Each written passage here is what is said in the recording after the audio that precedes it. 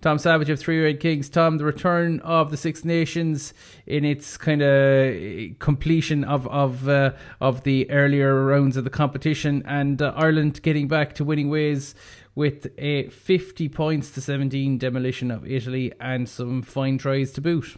Some lovely tries. I think that Peter O'Mahony score is one that'll be in the highlight packages for a while, a few years yet to come. But yeah, good performance overall. You'd wonder about the quality of Italy and what kind of context that puts on the scoreline and the result. But as a first hit out after being, away for the guts of 8 or 9 months since the lockdown, pretty good performance and some good individual performances as well.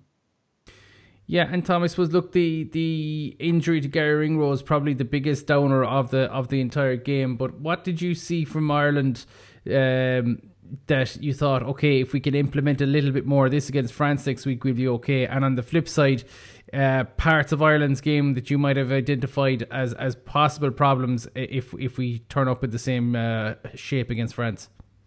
Yeah, well, look, we did quite well on the gain line against Italy, and our overall structure that we've been using, which is kind of like I'm calling it a 3-2-X system, because you will see 3 forwards carrying the ball off 9. You will see 2 guys in midfield, usually off 10, and then 1 or 2 players in the wide channels, forwards in the wide channel with the backs arranged around them. We've been using that structure now, I'd say, since Mike Cass started his reign as Ireland's attack coach. So we ran this against Wales earlier in the Six Nations and looked quite good. Didn't really work out away against England. We lost a lot of gain line that day. We had a tough time moving the ball around. This game, I think we moved the ball quite well. A lot of fellas stepping in as handlers.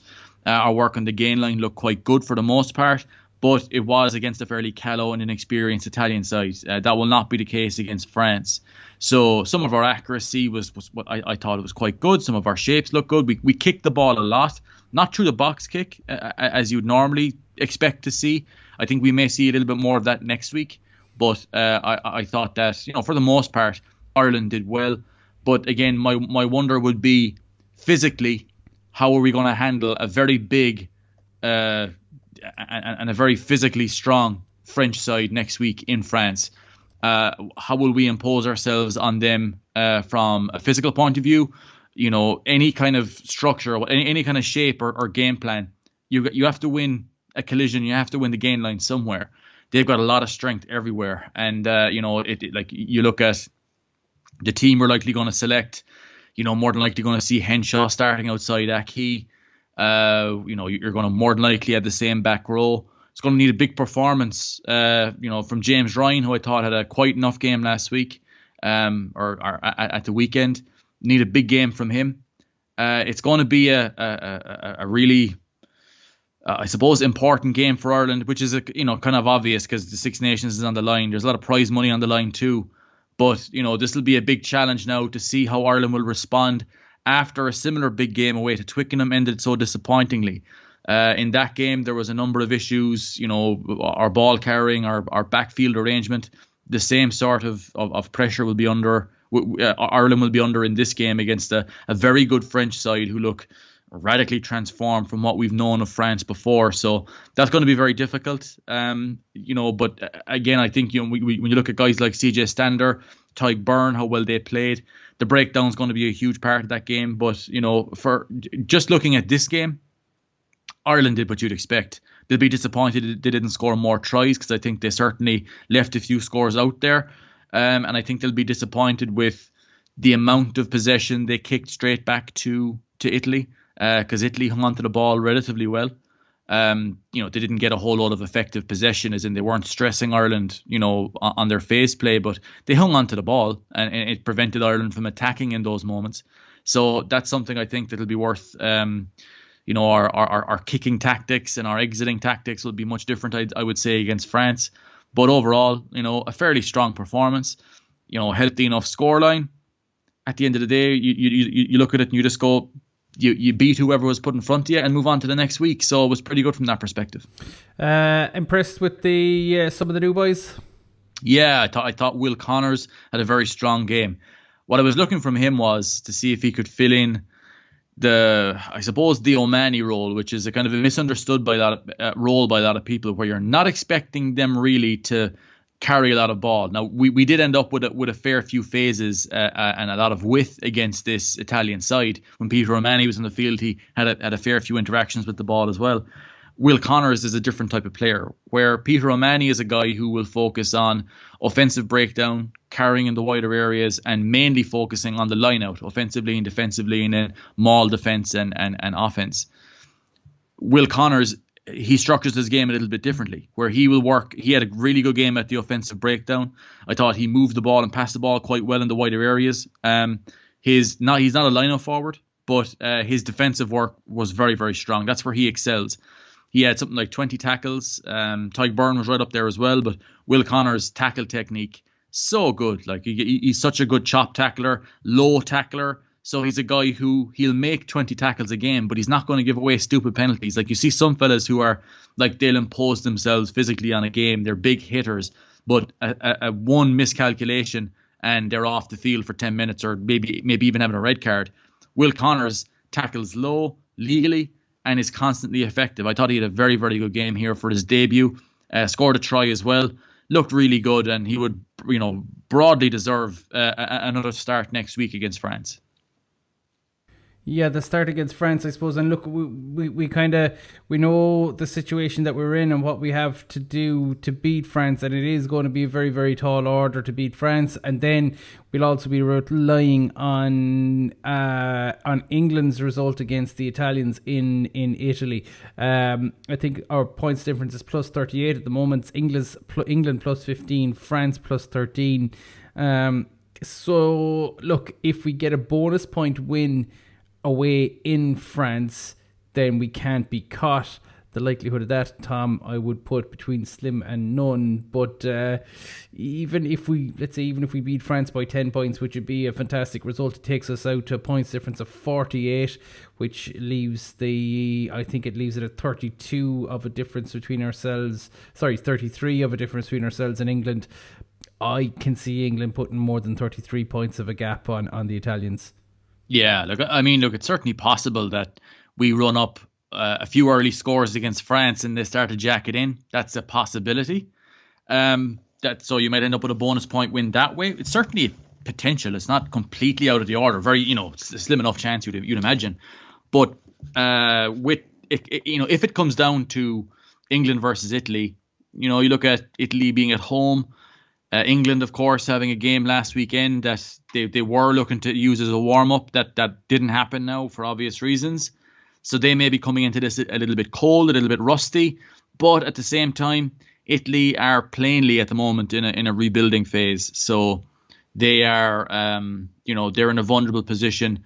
England will come strong. They know a big win will put them in position to win this year's Six Nations, which, you look at the prize money at stake. I think it's something like 6.6 million euro.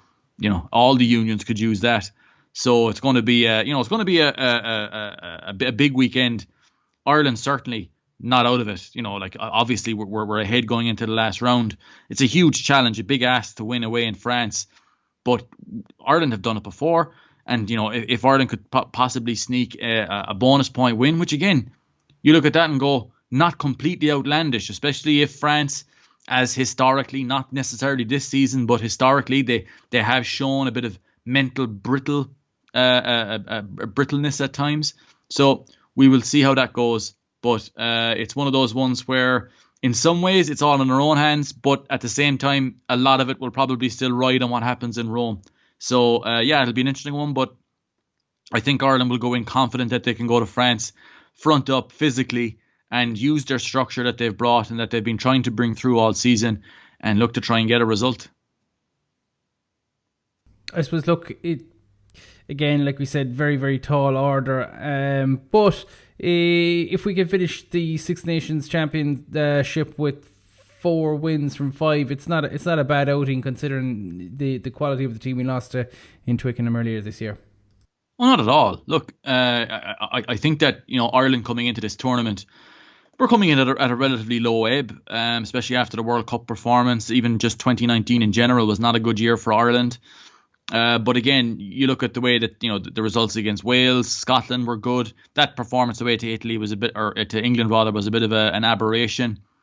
But if they can put up a decent performance in France, look, they may not, they may not come out on the right side of whatever, point accumulation or whatever needs to happen to win. But a good performance would at least have them coming away with a lot of positivity going into the Autumn Nations Cup, which is coming up, very soon after this Six Nations, this restarted Six Nations is finished. So there's a lot to take from it. But I think that, they're shooting for this win. They know that they have certainly got the potential, and they're right in position to go and win this tournament. And, to go away and win in France is always a fantastic thing for any Irish team to do. So they'll be looking at that and going in there with a lot of enthusiasm to go in there and bringing a lot of energy over there to see if they can come away with, a very big win, which would be huge for this group. Yeah, certainly would. And let's hope they can get the job done. Tom, moving on rather to last night's Monday night thriller between Munster and the Cardiff Blues. 38 points to 27. If every Monday night rugby game was like that, Tom, it would be something to look forward to. Look, I know sometimes we can get bogged down in the analysis and the over analysing the game nearly, or analysing to the nth degree, but my God, that was enjoyable to watch that last night. Oh, it was an enjoyable game. Like, I agree with you there completely. Like, sometimes you can kind of look into the technical bits of this game. I have been for most of today from my reviews and stuff like that, but just as an actual game to watch, so enjoyable. So, like, as in just a lot of attacking rugby. I mean, look, there's some bang average defence as well. But, like, you look at the way, like, that Cardiff came into this game with the best defensive record in the league, and still Munster had them on skates for a large part of this game. They played with a lot of pace, a lot of adventure. There was a lot of offloading. And look, it was a hugely enjoyable game. That final score by JJ Hanrahan was a good enough score to win any class of a game. But yeah, look, it was hugely enjoyable, and I think for a first Monday night rugby, they'll be thrilled. Yeah, they certainly will, and I know you mentioned that nobody's going to be pinning up the defensive performance on the coaching wall as something to be proud of. At parts, and in parts, it was quite poor. Some of the tackling just seeming to fall off tackles in midfield and giving Cardiff soft scores. But if you look at the table now, Tom, 3 wins from 3. They've beaten an Edinburgh side who they lost last year, and a loss that kind of put them into that third place spot, or that second place spot again. So look, they're getting important wins early in this competition. Oh yeah, look, I mean, to beat Scarlets on the opening day of the season away from home was a fantastic result, especially look with the difficult conditions on the day to come away with the win as we've been over was fantastic. Beating Edinburgh at home when they came as strong as they did was another fantastic result. This week, against the team who had won their previous 2 games, were top of the conference, made the first 2 results even better, because it gave Munster a little buffer at the top of the league. I think it's around 4 points. And they're going away to Dragons this weekend. If they can back up these 3 wins with another win, that would make a fabulous start to the season, where you look to try and build as much momentum early on as you can, especially during the test window part of the PRO14, which we know it's been so important in the winning of this tournament with regards to your final positioning. We've been unlucky the last 2 seasons in that, we had Glasgow Warriors on an absolute tear in the first half of the season 2 years ago. They ended up topping the conference. You look at last year, losing out to Edinburgh, in that game in Musgrave Park where we were looking on at it. Unlucky. This year, to have beaten Scarlets, beaten Edinburgh, beaten Cardiff, who were top of the conference when they arrived. Fantastic stuff. And it gives Munster a huge bounce now if they can continue with the good momentum, because look, you could look at the game away to Scarlets, a very imperfect performance, I think, to say the least, in difficult conditions, yes, but lots of stuff to work on. The game against Edinburgh, they came as strong as they did, and yes, look, you get the impression that the Arses, after falling out of Edinburgh a small bit, but for Munster to win that game in the last 10 minutes as they did, they obviously took huge confidence from that. This was a different performance altogether, where the attacking work, the attacking coherence and structure was so impressive and entertaining and effective. they'll take more from that again. And going in next week now to Dragons, if they can back that up with another away win over in Wales, they'll be in pole position then straight away for the rest of the season. And you would imagine that they will be able to go there, and with all due respects to the Dragons, you'd imagine that they will be able to go there and get that win.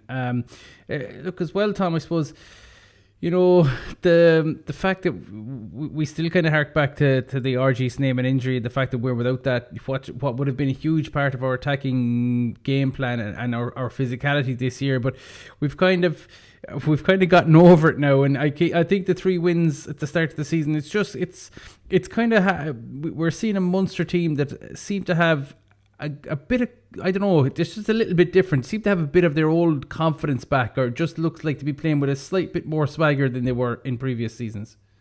Oh yeah, look, and I think a lot of that has to do with young players coming in and driving it on.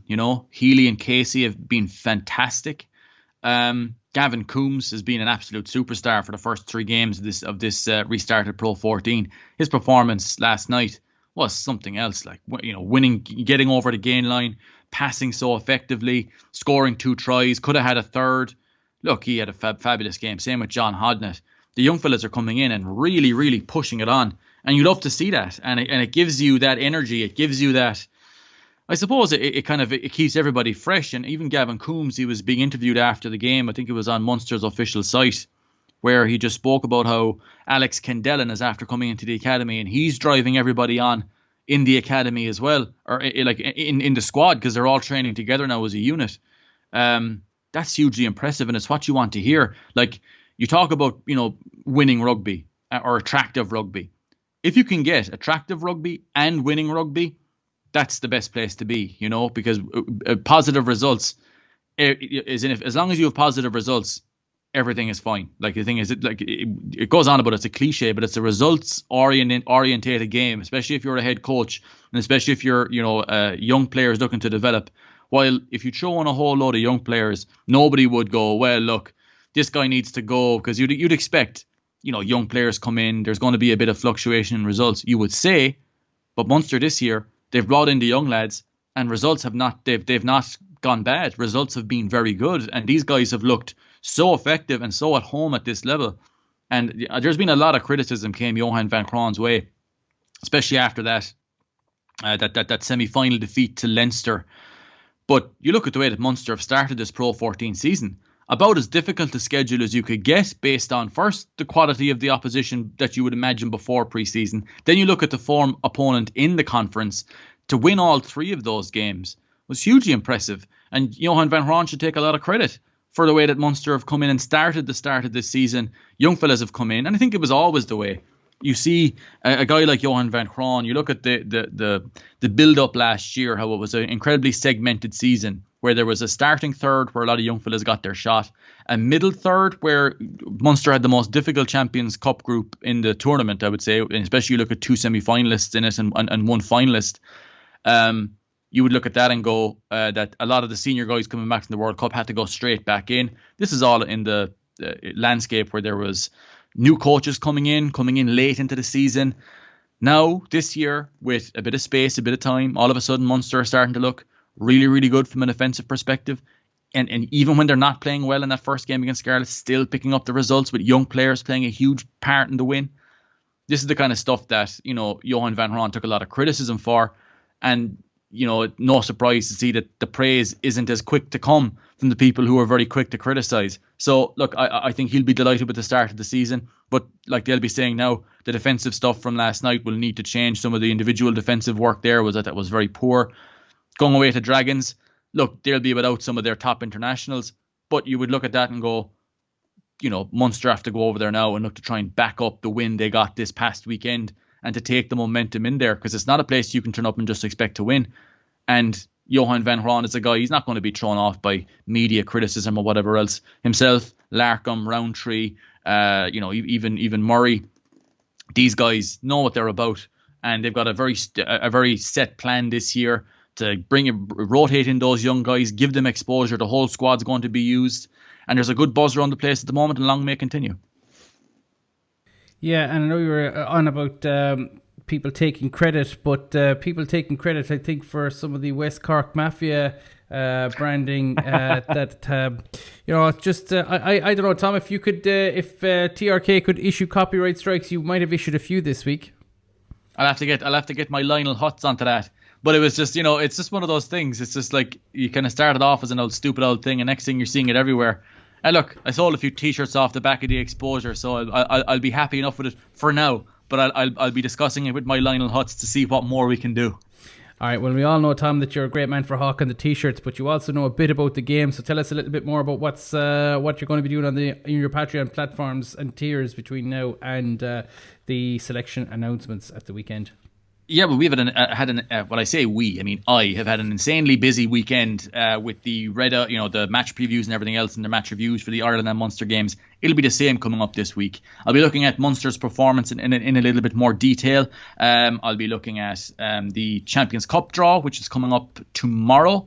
And I'll be looking at the previewing Ireland versus France, Munster versus Dragons, and then reviewing all of those games.